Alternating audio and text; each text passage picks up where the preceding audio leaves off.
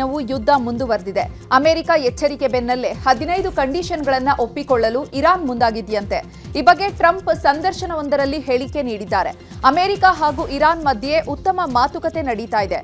ಈ ಪ್ರಕ್ರಿಯೆಗೆ ಬದ್ಧತೆಯ ಸಂಕೇತವಾಗಿ ಇರಾನ್ ಕೂಡ ದೊಡ್ಡ ಪ್ರಮಾಣದಲ್ಲಿ ತೈಲವನ್ನ ಪೂರೈಸಿದೆ ಅಂತ ಟ್ರಂಪ್ ಹೇಳಿದ್ದಾರೆ. ಇರಾನ್ ನಮಗೆ 10 ಹಡಗುಗಳಲ್ಲಿ ತೈಲ ನೀಡಿದೆ. ಇದೇ ಅವರು ಕೊಟ್ಟಂತಹ ಉಡುಗೊರೆ ಅಂದಿದ್ದಾರೆ. ಒಂದು ಕಡೆ ಸಂದರ್ಶನವೊಂದರಲ್ಲಿ ಟ್ರಂಪ್ ಇರಾನ್ ಜೊತೆ ಮಾತುಕತೆ ನಡೀತಾ ಇದೆ ಅಂತ ಹೇಳ್ತಾ ಇದ್ರೆ, ಮತ್ತೊಂದೆಡೆ ಇರಾನ್ಗೆ ಎಚ್ಚರಿಕೆ ಕೊಡ್ತಿದ್ದಾರೆ. ಜೊತೆಗೆ ಇರಾನ್ ಮೇಲೆ ಭೂಸೇನೆಯನ್ನ ನುಗ್ಗಿಸಲು ಮಾಸ್ಟರ್ ಪ್ಲಾನ್ ಮಾಡಿದೆ. ಖಾರ್ಗ್ ದ್ವೀಪ, ನಟಾಂಜ್ ಪರಮಾಣು ಕೇಂದ್ರಗಳಲ್ಲಿ ಇರುವಂತಹ ಯುರೇನಿಯಂ ವಶಕ್ಕೆ ಪಡೆಯಲು ಟ್ರಂಪ್ ಭೂದಾಳಿಗೆ ಪ್ಲಾನ್ ಮಾಡಿದ್ದಾರೆ. ಇದಕ್ಕಾಗಿ 2000 ಸೈನಿಕರನ್ನ ರೆಡಿ ಮಾಡಿದ್ದಾರೆ. ಜೊತೆಗೆ ಹರ್ಮುಜ್ ಜಲಸಂಧಿಯಲ್ಲಿ ಮತ್ತಷ್ಟು ಸೈನಿಕರನ್ನ ಹೊತ್ತಂತಹ ನೌಕೆಗಳು ರೆಡಿಯಾಗಿವೆ. ಟ್ರಂಪ್ ಮಾತುಕತೆ ನಡೆಯುತ್ತಿದೆ ಅಂತ ಹೇಳ್ತಾ ಇದ್ರು. ಇರಾನ್ ಇಸ್ರೇಲ್ ಮೇಲೆ ದಾಳಿಯನ್ನ ಮುಂದುವರೆಸಿದೆ. ದಕ್ಷಿಣ ಇಸ್ರೇಲ್ನ ನಗೇವ್ ಪ್ರದೇಶದ ಮೇಲೆ ಇರಾನ್ ಕ್ಷಿಪಣಿ ದಾಳಿ ನಡೆಸಿದೆ.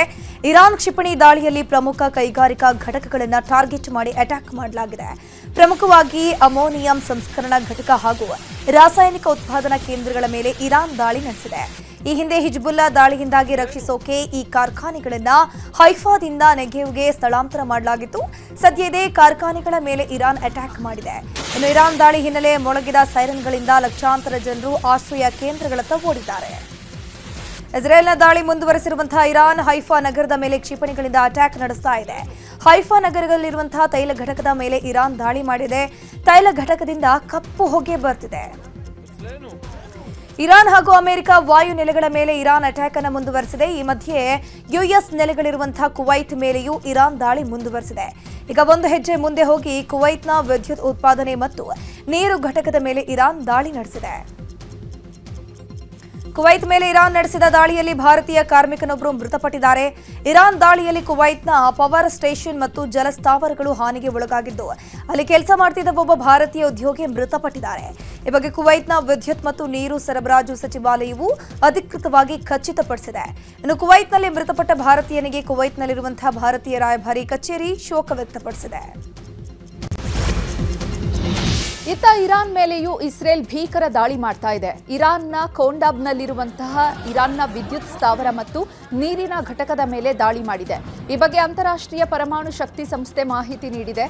ಇರಾನ್ನ ಅರಾಕ್ನಲ್ಲಿರುವಂತಹ ನೀರಿನ ಘಟಕದ ಮೇಲೂ ಕೂಡ ಇಸ್ರೇಲ್ ಮಿಲಿಟರಿ ದಾಳಿ ಮಾಡಿದೆ. ಇನ್ನು ಹೆಜ್ಬುಲ್ಲಾ ಉಗ್ರರ ಬೇಟೆ ಮುಂದುವರಿಸಿದೆ ಅಂತ ಇಸ್ರೇಲ್ ಹೇಳಿದೆ. ಈ ಬಗ್ಗೆ ಇಸ್ರೇಲ್ ವಿಡಿಯೋವೊಂದನ್ನು ರಿಲೀಸ್ ಮಾಡಿದೆ. ಎಕ್ಸ್ನಲ್ಲಿ ಇಸ್ರೇಲ್ ಡಿಫೆನ್ಸ್ ಫೋರ್ಸ್ ವಿಡಿಯೋವೊಂದನ್ನು ಪೋಸ್ಟ್ ಮಾಡಿದ್ದು, ಲೆಬನಾನ್ನಲ್ಲಿ ಇಸ್ರೇಲ್ ದಾಳಿ ಮುಂದುವರೆದಿದೆ.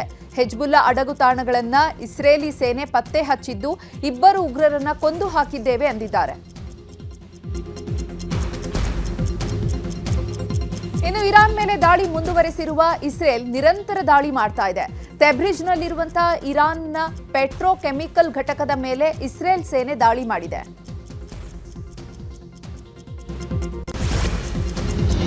ಲೆಬನಾನ್ ಮೇಲೆ ದಾಳಿ ಮುಂದುವರೆಸಿರುವಂತಹ ಇಸ್ರೇಲ್ ದಕ್ಷಿಣ ಬೈರುತ್ ನಗರದ ಮೇಲೆ ಅಟ್ಯಾಕ್ ಅನ್ನು ಮುಂದುವರೆಸಿದೆ. ಡ್ರೋನ್ ಹಾಗೂ ಕ್ಷಿಪಣಿ ಕೇಂದ್ರಗಳ ಮೇಲೆ ಇಸ್ರೇಲ್ ಸೇನೆ ದಾಳಿ ನಡೆಸಿದೆ. ಹೆಜ್ಬುಲ್ಲಾದ ಭದ್ರಕೋಟೆಗಳೆಂದೇ ಪರಿಗಣಿಸಲಾಗಿರುವಂತಹ ದಕ್ಷಿಣ ಬೈರುತ್ನ ಹಲವು ನಗರಗಳ ಮೇಲೆ ಇಸ್ರೇಲ್ ದಾಳಿ ನಡೆಸಿದೆ. ಬೈರುತ್ನಲ್ಲಿರುವಂತಹ ಹೆಜ್ಬುಲ್ಲಾ ಕಚೇರಿ ಮೇಲೆ ಇಸ್ರೇಲ್ ಪಡೆ ದಾಳಿ ನಡೆಸಿದೆ. ಬೈರುತ್ನಲ್ಲಿರುವಂತಹ ಹೆಜ್ಬುಲ್ಲಾ ಕಚೇರಿಯನ್ನು ಗುರಿಯಾಗಿಸಿ ಇಸ್ರೇಲ್ ಅಟ್ಯಾಕ್ ಆಗಿರೋದು. ಇಸ್ರೇಲ್ ದಾಳಿಯಲ್ಲಿ ಓರ್ವ ಸೈನಿಕ ಸಾವನ್ನಪ್ಪಿದ್ದಾನೆ. ಇರಾಕ್ ಮೇಲೂ ಕೂಡ ಪ್ರಬಲ ದಾಳಿ ನಡೆದಿದೆ. ಇರಾಕ್ನ ಬಾಗ್ದಾದ್ ಏರ್ಪೋರ್ಟ್ ಮೇಲೆ ಕ್ಷಿಪಣಿ ದಾಳಿಯಾಗಿದೆ. ದಾಳಿಯಲ್ಲಿ ಇರಾಕ್ನ ಮಿಲಿಟರಿ ಸೇನಾ ವಿಮಾನ ನಾಶವಾಗಿದೆ. ದಾಳಿ ಮಾಡಿದವರು ಯಾರು ಅಂತ ಇರಾಕ್ನ ಅಧಿಕಾರಿಗಳು ಪತ್ತೆ ಮಾಡ್ತಿದ್ದಾರೆ.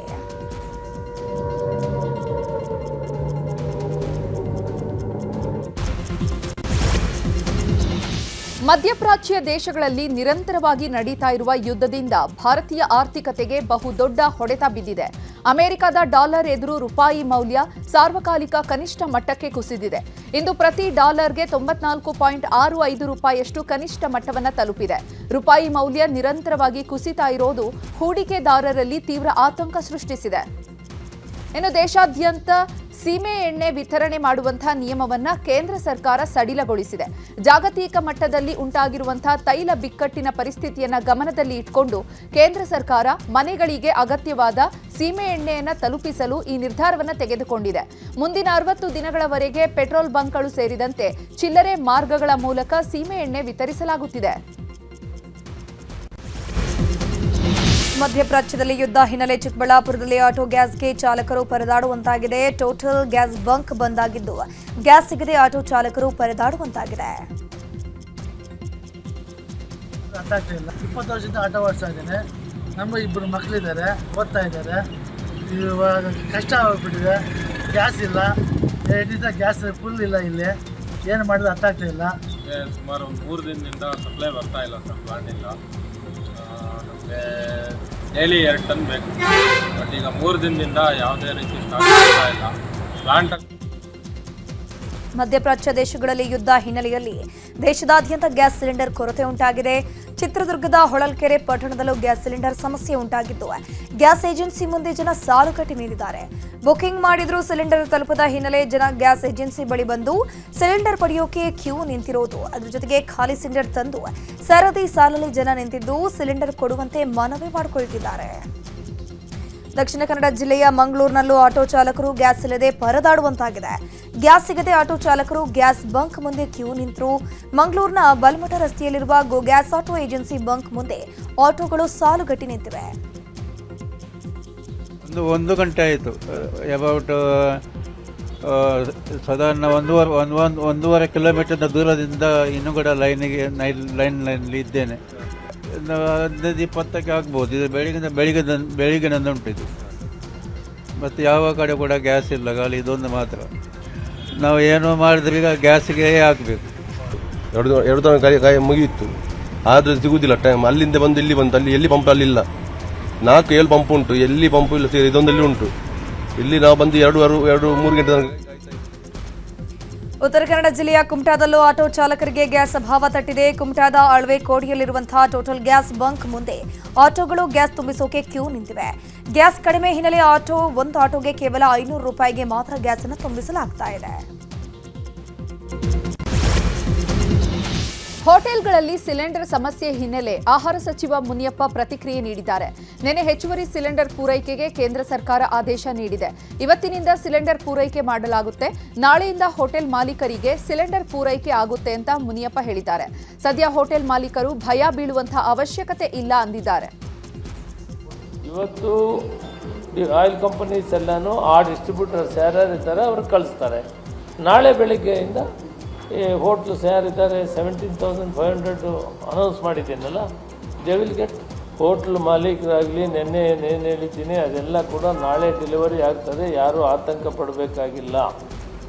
ಡೊಮೆಸ್ಟಿಕ್ನವರು ವಿನಾಕಾರಣ ಡಿಸ್ಟ್ರಿಬ್ಯೂಟರ್ ಇದ್ರದ್ದು ಹೋಗಬಾರ್ದು ಅಂತ ಹೇಳಿದ್ದೀನಿ. ಅವರು 25 ದಿನ ಆತನೇ ಬುಕ್ ಮಾಡಲಿ, ಅವ್ರಿಗೆ ಸಿಲಿಂಡರ್ ಸಿಗ್ತದೆ. ಗ್ರಾಮಾಂತರ ಪ್ರದೇಶದಲ್ಲಿ 45 ದಿನ. ಮಂಡ್ಯದಲ್ಲೂ ಕಮರ್ಷಿಯಲ್ ಗ್ಯಾಸ್ ಅಭಾವ ಉಂಟಾಗಿದೆ. ಈ ಹಿನ್ನೆಲೆಯಲ್ಲಿ ಹೋಟೆಲ್ ಮಾಲೀಕರು ಸೌದೆ ಒಲೆಯ ಮೊರೆ ಹೋಗಿದ್ದಾರೆ. ಸೌದೆ ಒಲೆ ಬಳಸಿ ಆಹಾರವನ್ನು ತಯಾರಿಸಲಾಗ್ತಿದೆ. ಮಂಡ್ಯದ ಹಲವು ಹೋಟೆಲ್ಗಳಲ್ಲಿ ಸೌದೆ ಬಳಸಲಾಗ್ತಾ ಇದೆ. ಹೋಟೆಲ್ ಬಂದ್ ಮಾಡಿದ್ರೆ ಗ್ರಾಹಕರನ್ನ ಕಳ್ಕೊಳ್ಳುವಂತಹ ಭೀತಿಯಲ್ಲಿರುವ ಮಾಲೀಕರು ಈ ಹಿನ್ನೆಲೆ ಹೇಗಾದರೂ ಆಹಾರವನ್ನು ಸಿದ್ಧಪಡಿಸಬೇಕಾದ ಅನಿವಾರ್ಯತೆಯಲ್ಲಿದ್ದಾರೆ. ಈಗ ಒಂದು 15 ದಿನದಿಂದ ಸಿಲಿಂಡರ್ಗಳ ಅಭಾವ ಎಲ್ಲ ಕಡೆನೂ. ಕಮರ್ಷಿಯಲ್ ಸಿಲಿಂಡರ್ ಎಲ್ಲೂ ಸಿಗ್ತಾ ಇಲ್ಲ. ಗೃಹ ಬಳಕೆ ಸಿಲಿಂಡರ್ಗಳನ್ನ ನಾವುಗಳು ಯೂಸ್ ಮಾಡಂಗಿಲ್ಲ. ನಮ್ಮ ಹತ್ರ ಇರೋ ಸಿಲಿಂಡರಲ್ಲಿ ಎಲ್ಲರನ್ನೂ ಮ್ಯಾನೇಜ್ ಮಾಡ್ಕೊ ಬಂದಿದ್ದೀವಿ. ಈ ಸೌದೆ ಒಲೆನ ಉಪಯೋಗಿಸ್ತಾ ಇದ್ದೀವಿ. ನಮ್ಮ ಗೋಡನ್ನಲ್ಲಿ ಸೌದೆ ಒಲೆ ಉಪಯೋಗಿಸ್ತಾ ಇದ್ದೀವಿ. ನಾರ್ತ್ ಇಂಡಿಯನ್ ಚೈನೀಸ್ಗೆ ಇರೋ ಸಿಲಿಂಡ್ರಲ್ಲಿ ಮ್ಯಾನೇಜ್ ಮಾಡ್ಕೊತಾ ಇದ್ದೀವಿ. ಈಗ ಡಿಮ್ಯಾಂಡ್ ಜಾಸ್ತಿ ಆಗಿದ್ದರಿಂದ ಸೌದೆಗಳು ಸಿಗ್ತಾ ಇಲ್ಲ. ಒಣ ಸೌದೆಗಳು ಸಿಗ್ತಾ ಇಲ್ಲ. ಹಸಿ ಸೌದೆಗಳು ಸಿಗುತ್ತೆ. ಹಸಿ ಸೌದೆಗಳು ತಂದು ಯೂಸ್ ಮಾಡೋದಕ್ಕಾಗಲ್ಲ. ಹೋಟೆಲ್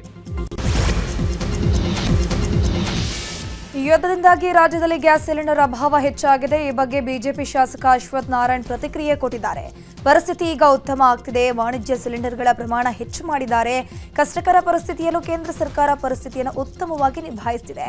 ಮೋದಿಯವರು ಭಾರತಕ್ಕೆ ಅನಾನುಕೂಲ ಆಗದಂತೆ ಪರಿಸ್ಥಿತಿ ನಿಭಾಯಿಸಿದ್ದಾರೆ ಅಂತಂದ್ರು. ಇನ್ನು ಕೆಲವರು ಪರಿಸ್ಥಿತಿಯ ಲಾಭ ಪಡ್ಕೊಳ್ತಾ ಇದ್ದಾರೆ. ಕೃತಕ ಅಭಾವ ಸೃಷ್ಟಿ ಮಾಡಿ ಕೆಲವರು ಅನುಕೂಲ ಪಡೆದಿದ್ದಾರೆ. ಇಂಥದ್ದಕ್ಕೆಲ್ಲ ಅವಕಾಶ ಕೊಡದೆ ಕೇಂದ್ರ ನಿಭಾಯಿಸುತ್ತಿದೆ ಅಂತಂದ್ರು. ಇದೇ ವಿಚಾರವಾಗಿ ಆರ್ ಅಶೋಕ್ ಕೂಡ ಮಾತನಾಡಿದ್ದಾರೆ. ಯಾವುದೇ ರೀತಿ ಅನಾನುಕೂಲತೆ ಆಗದ ರೀತಿಯಲ್ಲಿ ಇಡೀ ಪರಿಸ್ಥಿತಿಯನ್ನು ನಿರ್ವಹಣೆಯನ್ನು ಮಾಡ್ತಿರುವಂಥದ್ದು ನಮಗೆಲ್ಲರಿಗೂ ಸಂತೋಷ. ಹಾಗಾಗಿ ಜನರಿಗೆ ಯಾವುದೇ ಕಷ್ಟ ಬರದ ರೀತಿಯಲ್ಲಿ ಇಡೀ ಪರಿಸ್ಥಿತಿಯನ್ನು ನಿರ್ವಹಣೆಯನ್ನು ಮಾಡ್ತಿದ್ದಾರೆ.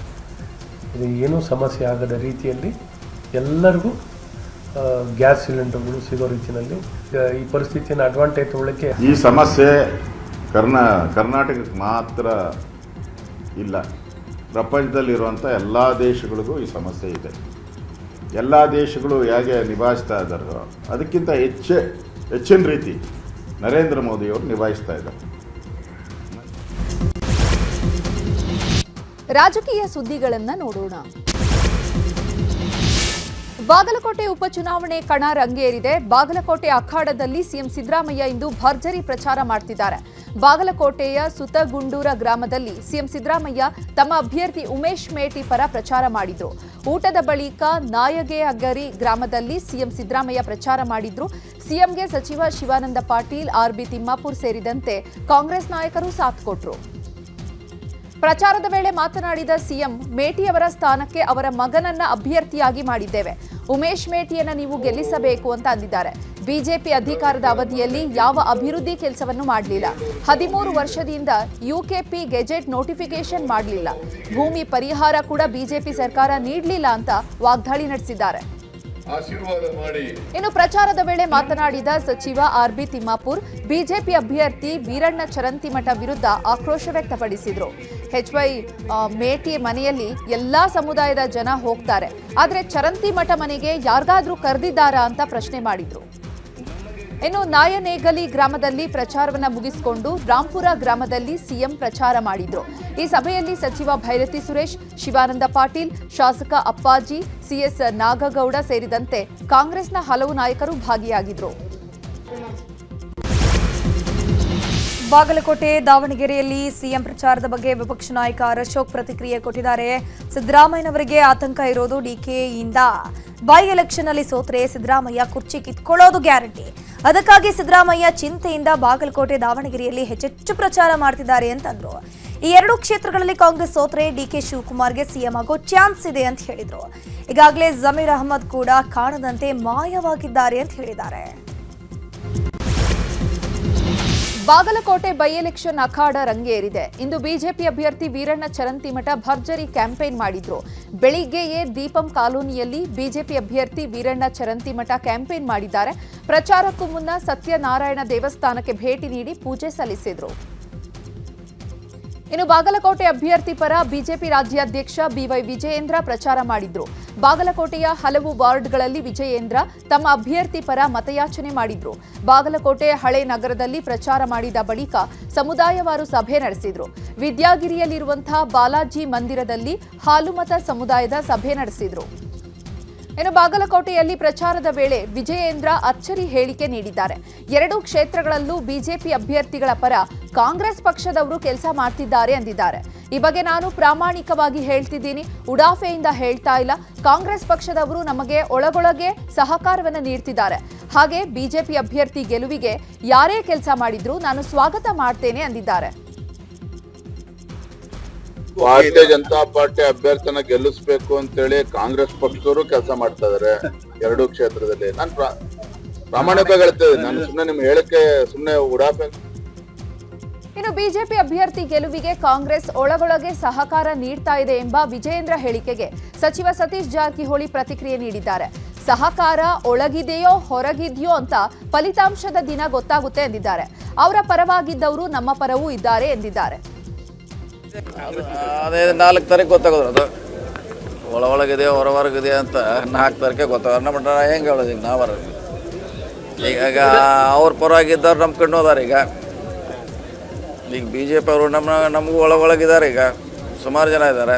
ಇದೇ ಕಾಂಗ್ರೆಸ್ಸಿನ ಭದ್ರಕೋಟೆ. ಇದು ಮುಂಚೆಯಿಂದ ಕೂಡ 4 ಸಾರಿ ನಾವು ಗೆದ್ದಿದ್ದೀವಿ. 1 ಸಾರಿ ಮೇಟಿ ಅವರು MP ಆಗಿದ್ದಾರೆ ಲೀಡಾಗಿ. ಸೊ ಇದು ನಮ್ಮದು, ನಾವು ಕಳ್ಕೊಂಡಿದ್ದೀವಿ. ನಾವು ಗೆಲ್ಲೇಬೇಕಂತ. ರಾಜ್ಯದ ಉಪಚುನಾವಣಾ ಅಖಾಡಕ್ಕೆ ಕೇಂದ್ರ ಸಚಿವ HD ಕುಮಾರಸ್ವಾಮಿ ಎಂಟ್ರಿ ಆಗ್ತಾ ಇದ್ದಾರೆ. ಏಪ್ರಿಲ್ 4ರಂದು ಮತ್ತು 5ರಂದು HD ಕುಮಾರಸ್ವಾಮಿ ಪ್ರಚಾರ ನಡೆಸಲಿದ್ದಾರೆ. ಏಪ್ರಿಲ್ 4ರಂದು ದಾವಣಗೆರೆ ದಕ್ಷಿಣ ವಿಧಾನಸಭಾ ಕ್ಷೇತ್ರ ಹಾಗೂ ಏಪ್ರಿಲ್ 5ರಂದು ಬಾಗಲಕೋಟೆಯಲ್ಲಿ ಬಿಜೆಪಿ ಅಭ್ಯರ್ಥಿಗಳ ಪರ HDK ಬ್ಯಾಟಿಂಗ್ ಬೀಸಲಿದ್ದಾರೆ. ಉಪಚುನಾವಣೆ ಪ್ರಚಾರಕ್ಕೆ ಡಿಸಿಎಂ ಡಿಕೆ ಶಿವಕುಮಾರ್ ನಾಳೆಯಿಂದ ಅಧಿಕೃತವಾಗಿ ಎಂಟ್ರಿ ಆಗಲಿದ್ದಾರೆ. ನಾಳೆ ದಾವಣಗೆರೆ ವಿಧಾನಸಭಾ ಕ್ಷೇತ್ರದಲ್ಲಿ ಡಿಸಿಎಂ ಡಿಕೆ ಶಿವಕುಮಾರ್ ಪ್ರಚಾರವನ್ನು ಮಾಡುತ್ತಾರೆ. ಪ್ರಚಾರದ ಜೊತೆಗೆ ಡಿಸಿಎಂ ಡಿಕೆ ಶಿವಕುಮಾರ್ ಸರಣಿ ಸಭೆಗಳನ್ನು ನಡೆಸಲಿದ್ದಾರೆ. ನಾಳೆ ಮಧ್ಯಾಹ್ನ 12 ಗಂಟೆಗೆ ಚುನಾವಣಾ ಉಸ್ತುವಾರಿ ಸಚಿವರು ಕಾಂಗ್ರೆಸ್ನ ಹಿರಿಯ ನಾಯಕರೊಂದಿಗೆ ಸಭೆ ಇದೆ. ಬಳಿಕ ಕೆಪಿಸಿಸಿ ಚುನಾವಣಾ ವೀಕ್ಷಕರೊಂದಿಗೆ ಡಿಕೆಶಿ ಸಭೆ ನಡೆಸಲಿದ್ದಾರೆ. ನಾಳೆ ದಾವಣಗೆರೆಯಲ್ಲೇ ವಾಸ್ತವ್ಯ ಹೂಡಲಿರುವಂತಹ ಡಿಸಿಎಂ ನಾಡಿದ್ದು ಬಾಗಲಕೋಟೆಯಲ್ಲಿ ಪ್ರಚಾರ ಮಾಡುತ್ತಾರೆ. ಶಾಸಕರಿಗೆ ಐಪಿಎಲ್ ಟಿಕೆಟ್ ಮತ್ತು ಚಿನ್ನಸ್ವಾಮಿ ಸ್ಟೇಡಿಯಂ ಬಗ್ಗೆ ಡಿಸಿಎಂ ಡಿಕೆ ಶಿವಕುಮಾರ್ ಆರ್ಸಿಬಿ ಮತ್ತು ಕೆಎಸ್ಸಿಎ ಪದಾಧಿಕಾರಿಗಳ ಜೊತೆ ಸಭೆ ನಡೆಸಿದ್ದಾರೆ.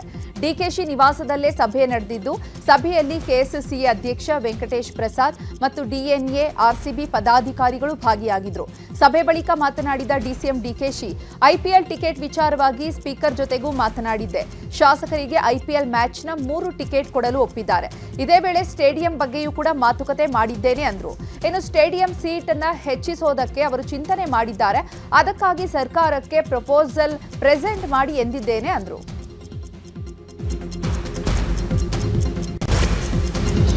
ಉತ್ತರ ಕನ್ನಡ ಜಿಲ್ಲೆಯ ಕಾರವಾರದ ಅನಮೋದ ಚೆಕ್ಪೋಸ್ಟ್ ಅಕ್ರಮ ಮದ್ಯ ಸಾಗಾಟ ಪತ್ತೆಯಾಗಿರುವುದು. ಸುಮಾರು 46,700 ರೂಪಾಯಿ ಮೌಲ್ಯದ 167 ಲೀಟರ್ ಮದ್ಯವನ್ನು ಸೀಸ್ ಮಾಡಲಾಗಿದೆ. ಅಬಕಾರಿ ಇಲಾಖೆಯ ಸಿಬ್ಬಂದಿಯಿಂದ ವಾಹನ ತಪಾಸಣೆ ವೇಳೆ ಲಾರಿಯಲ್ಲಿ ಅಕ್ರಮ ಮದ್ಯ ಸಾಗಿಸುತ್ತಿದ್ದಿರುವುದು ಗೊತ್ತಾಗಿದೆ. ಗುಜರಾತ್ ಮೂಲದ ಲಾರಿ ಚಾಲಕ ಯೋಗೇಶ್ ಭಾಯ್ ಎಂಬಾತನನ್ನು ಅರೆಸ್ಟ್ ಮಾಡಲಾಗಿದೆ. ಇನ್ನು ಫುಟ್ ಮಿಸ್ಟರ್ ಕಂಪನಿಯ ಪರಿಕರಗಳನ್ನು ಮರೆಮಾಚಿ ಮದ್ಯ ಸಾಗಣೆ ಮಾಡಲಾಗುತ್ತಿತ್ತು. ವಾಹನ, ಕಾಂಕ್ರೀಟ್ ಯಂತ್ರ ಮತ್ತು ಮದ್ಯ ಸೇರಿದಂತೆ ಒಟ್ಟು 45 ಲಕ್ಷ ಮೌಲ್ಯದ ವಸ್ತುಗಳನ್ನು ಸೀಸ್ ಮಾಡಲಾಗಿದೆ. ಸ್ನೇಹಿತನ ಬರ್ತ್ಡೇಗೆ ಹೋಗಿದ್ದ ಯುವಕ ಅಪಘಾತವಾಗಿ ಹೆಣವಾಗಿದ್ದಾನೆ. ಮೈಸೂರಿನ ಪಿರಿಯಾಪಟ್ಟಣ ತಾಲೂಕಿನ ಬೈಲುಕುಪ್ಪೆ ಮುಖ್ಯ ರಸ್ತೆಯಲ್ಲಿ ಈ ಘಟನೆ ಸಂಭವಿಸಿದೆ. ಅನಿಲ್ ಅಪಘಾತದಲ್ಲಿ ಮೃತಪಟ್ಟ ಯುವಕ ನಿನ್ನೆ ಸಂಜೆ ಸ್ನೇಹಿತನ ಹುಟ್ಟುಹಬ್ಬಕ್ಕೆ ಕುಶಾಲನಗರದಿಂದ ಬೈಲುಕುಪ್ಪೆಗೆ ಬರುವಾಗ ಅಪಘಾತ ಆಗಿದೆ. ಅಪರಿಚಿತ ಕಾರು ಆಟೋವೊಂದಕ್ಕೆ ಡಿಕ್ಕಿಯಾಗಿ ನಿಯಂತ್ರಣ ಕಳೆದುಕೊಂಡಂತಹ ಆಟೋ ಬೈಕ್ನಲ್ಲಿ ಬರ್ತಾ ಇದ್ದಂತಹ ಅನಿಲ್ಗೆ ಡಿಕ್ಕಿಯಾಗಿದೆ. ಈ ವೇಳೆ ಕೆಳಗೆ ಬಿದ್ದಂತಹ ಅನಿಲ್ ಮೇಲೆ ಕಾರು ಹರಿದು ಸಾವನ್ನಪ್ಪಿದ್ದಾನೆ. ಧಾರವಾಡದಲ್ಲಿ ರಾಷ್ಟ್ರೀಯ ಹೆದ್ದಾರಿ 4ರಲ್ಲಿ ಕಾರು ಧಗಧಗನೆ ಹೊತ್ತಿ ಉರಿದಿದೆ. ಹುಬ್ಬಳ್ಳಿಯಿಂದ ಬೆಳಗಾವಿಗೆ ಹೋಗುತ್ತಿದ್ದಂತಹ ಕಾರಿನ ಎಂಜಿನ್ನಲ್ಲಿ ದೋಷ ಕಾಣಿಸಿಕೊಂಡು ಬೆಂಕಿಗಾಹುತಿಯಾಗಿದೆ. ಅದೃಷ್ಟವಶಾತ್ ಕಾರಿನಲ್ಲಿದ್ದವರು ಪ್ರಾಣಾಪಾಯದಿಂದ ಪಾರಾಗಿದ್ದಾರೆ. 2 ದಿನಗಳ ಕಾಲ ರಾಜ್ಯದಲ್ಲಿ ಭಾರೀ ಮಳೆಯಾಗಲಿದೆ ಅಂತ ಹವಾಮಾನ ಇಲಾಖೆ ಮುನ್ಸೂಚನೆ ಕೊಟ್ಟಿದೆ. ಈ ಹಿನ್ನೆಲೆಯಲ್ಲಿ ರಾಜ್ಯದ 22 ಜಿಲ್ಲೆಗಳಿಗೆ ಯೆಲ್ಲೋ ಅಲರ್ಟ್ ಘೋಷಿಸಲಾಗಿದೆ. ಬೀದರ್, ಕಲಬುರಗಿ, ಬಾಗಲಕೋಟೆ, ಬೆಳಗಾವಿ, ಶಿವಮೊಗ್ಗ, ದಕ್ಷಿಣ ಕನ್ನಡ, ಕೊಡಗು, ಬೆಂಗಳೂರು, ಕೋಲಾರ, ತುಮಕೂರು, ಉಡುಪಿ ಸೇರಿದಂತೆ 22 ಜಿಲ್ಲೆಗಳಲ್ಲಿ ಭಾರೀ ಮಳೆಯಾಗುವ ಸಾಧ್ಯತೆ ಇದೆ.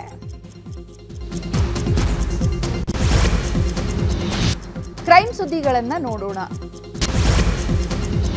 ಆಂಧ್ರದ ವಿಶಾಖಪಟ್ಟಣಂನಲ್ಲಿ ಭಯಾನಕ ಘಟನೆ ನಡೆದಿದೆ. ನೌಕಾಪಡೆಯ ಉದ್ಯೋಗಿ ತನ್ನ ಪ್ರೇಯಸಿಯನ್ನ ಕೊಲೆ ಮಾಡಿ ದೇಹವನ್ನ 2 ಭಾಗ ಮಾಡಿ ಫ್ರಿಡ್ಜ್ನಲ್ಲಿ ಇಟ್ಟಿದ್ದಾನೆ. ರವೀಂದ್ರ ಎಂಬಾತ ಪತ್ನಿ ತವರು ಮನೆಗೆ ಹೋಗಿದ್ದ ವೇಳೆ ಪ್ರೇಯಸಿ ಮೌನಿಕಾಳನ್ನ ಮನೆಗೆ ಕರೆಸಿಕೊಂಡು ಆಕೆಯನ್ನ ಕೊಲೆ ಮಾಡಿದ್ದಾನೆ. ಕೊಲೆ ಮಾಡಿದ ನಂತರ ಆಕೆಯ ಮೃತದೇಹವನ್ನ 2 ತುಂಡು ಮಾಡಿ ಫ್ರಿಡ್ಜ್ನಲ್ಲಿ ಇಟ್ಟಿದ್ದಾನೆ. ಸದ್ಯ ಆರೋಪಿ ರವೀಂದ್ರನನ್ನ ಪೊಲೀಸರು ಅರೆಸ್ಟ್ ಮಾಡಿ ತನಿಖೆ ಮಾಡ್ತಿದ್ದಾರೆ. ಹುಡುಗಿಯ ವಿಚಾರವಾಗಿ ಜೈಲಿಗೆ ಹೋದರೂ ಬುದ್ಧಿ ಕಲಿಯದ ಪಾಗಲ್ ಪ್ರೇಮಿಯೊಬ್ಬ ಜೈಲಿಂದಲೇ ಅಪ್ರಾಪ್ತಿಗೆ ವಿಡಿಯೋ ಕಾಲ್ ಮಾಡಿ ಮಾನಸಿಕ ಹಿಂಸೆ ಕೊಟ್ಟಿದ್ದಾನೆ. ಪೋಕ್ಸೋ ಪ್ರಕರಣದಲ್ಲಿ ಧಾರವಾಡ ಜೈಲು ಸೇರಿರುವ ಮುಸ್ಲಿಂ ಆರೋಪಿ ಸಂತ್ರಸ್ತೆಗೆ ನಿತ್ಯ ಜೈಲಿನಿಂದಲೇ ವಿಡಿಯೋ ಕಾಲ್ ಮಾಡಿ ತನ್ನ ಪರವಾಗಿ ನ್ಯಾಯಾಲಯದಲ್ಲಿ ಮಾತನಾಡುವಂತೆ ಬೆದರಿಕೆ ಹಾಕ್ತಿದ್ದಾನಂತೆ. ದೇಶದ ಸುದ್ದಿಗಳನ್ನು ನೋಡೋಣ. ಬಿಹಾರ ಮುಖ್ಯಮಂತ್ರಿ ನಿತೀಶ್ ಕುಮಾರ್ ರಾಜ್ಯಸಭೆಗೆ ಆಯ್ಕೆಯಾದ ಹಿನ್ನೆಲೆ ಇಂದು ಎಂಎಲ್ಸಿ ಸ್ಥಾನಕ್ಕೆ ರಾಜೀನಾಮೆ ನೀಡಿದ್ದಾರೆ. ಆದರೆ ಇನ್ನೂ ಸಿಎಂ ಸ್ಥಾನಕ್ಕೆ ರಾಜೀನಾಮೆ ನೀಡದೇ ಇರೋದು ಕುತೂಹಲ ಮೂಡಿಸಿದೆ. ತಮಿಳುನಾಡು ವಿಧಾನಸಭೆ ಚುನಾವಣಾ ಅಖಾಡದಲ್ಲಿ ಇವತ್ತು ನಾಮಪತ್ರ ಭರಾಟೆ ಜೋರಾಗಿತ್ತು. ಕೊಳತ್ತೂರು ಕ್ಷೇತ್ರದ ಡಿಎಂಕೆ ಅಭ್ಯರ್ಥಿಯಾಗಿ ಮುಖ್ಯಮಂತ್ರಿ ಎಂಕೆ ಸ್ಟಾಲಿನ್ ನಾಮಪತ್ರ ಸಲ್ಲಿಕೆ ಮಾಡಿದ್ದಾರೆ. ಇನ್ನು ಡಿಎಂಕೆಗೆ ಎದುರಾಳಿಯಾಗಿರುವ ಟಿವಿಕೆ ಕೂಡ ಅಬ್ಬರದ ಪ್ರಚಾರ ಮಾಡ್ತಾ ಇದೆ. ಟಿವಿಕೆ ಮುಖ್ಯಸ್ಥ ನಟ ವಿಜಯ್ ಕೂಡ ಇವತ್ತು ನಾಮಪತ್ರ ಸಲ್ಲಿಕೆ ಮಾಡಿದ್ರು. ಪೆರಂಬೂರು ಮತ್ತು ತಿರುಚಿ ಪೂರ್ವ ಈ 2 ಕ್ಷೇತ್ರಗಳಲ್ಲಿ ವಿಜಯ್ ಸ್ಪರ್ಧೆ ಮಾಡ್ತಿದ್ದು ನಾಮಪತ್ರವನ್ನು ಸಲ್ಲಿಸಿದ್ದಾರೆ. ಕೇರಳದಲ್ಲಿ ವಿಧಾನಸಭಾ ಚುನಾವಣೆಯ ಕಾವು ರಂಗೇರಿದೆ. ಅಭ್ಯರ್ಥಿಗಳು ಅಬ್ಬರದ ಪ್ರಚಾರ ನಡೆಸುತ್ತಿದ್ದಾರೆ. ಇವತ್ತು ಲೋಕಸಭಾ ವಿಪಕ್ಷ ನಾಯಕ ರಾಹುಲ್ ಗಾಂಧಿ ಕಾಂಗ್ರೆಸ್ ಪಕ್ಷದ ಅಭ್ಯರ್ಥಿಗಳ ಪರ ಪ್ರಚಾರಕ್ಕಾಗಿ ಪತ್ತನಂತಿಟ್ಟಿಗೆ ಆಗಮಿಸಿದ್ದಾರೆ. ಈ ವೇಳೆ ಮೋದಿ ವಿರುದ್ಧ ರಾಹುಲ್ ಕಿಡಿಕಾರಿದ್ರು. ಭಾರತದಲ್ಲಿ ವಿಧ್ವಂಸಕ ದಾಳಿಗಳನ್ನು ಆಯೋಜಿಸೋಕೆ ಬಾಂಗ್ಲಾದೇಶದಿಂದ ಯೋಜನೆ ರೂಪಿಸುತ್ತಿದ್ದ ಲಷ್ಕರ್ ಎ ತೊಯ್ಬಾ ಸಂಘಟನೆಯ ಶಂಕಿತ ಕಾರ್ಯಕರ್ತನನ್ನ ದೆಹಲಿ ಪೊಲೀಸರು ಅರೆಸ್ಟ್ ಮಾಡಿದ್ದಾರೆ. ದೆಹಲಿ ಗಡಿಯ ಬಳಿ ಆತನನ್ನು ಬಂಧಿಸಲಾಗಿದೆ. ವಿಮಾನ ಪ್ರಯಾಣಿಕರಿಗೆ ಡಿಜಿಸಿಎ ಗುಡ್ ನ್ಯೂಸ್ ನೀಡಿದೆ. ಏಪ್ರಿಲ್ 20ರಿಂದ ವಿಮಾನದಲ್ಲಿ 60% ಅಷ್ಟು ಸೀಟುಗಳನ್ನು ಉಚಿತವಾಗಿ ಆಯ್ಕೆ ಮಾಡುವಂತಹ ಆದೇಶ ಜಾರಿಯಾಗಲಿದೆ ಅಂತ ನಾಗರಿಕ ವಿಮಾನಯಾನ ಸಚಿವಾಲಯ ತಿಳಿಸಿದೆ.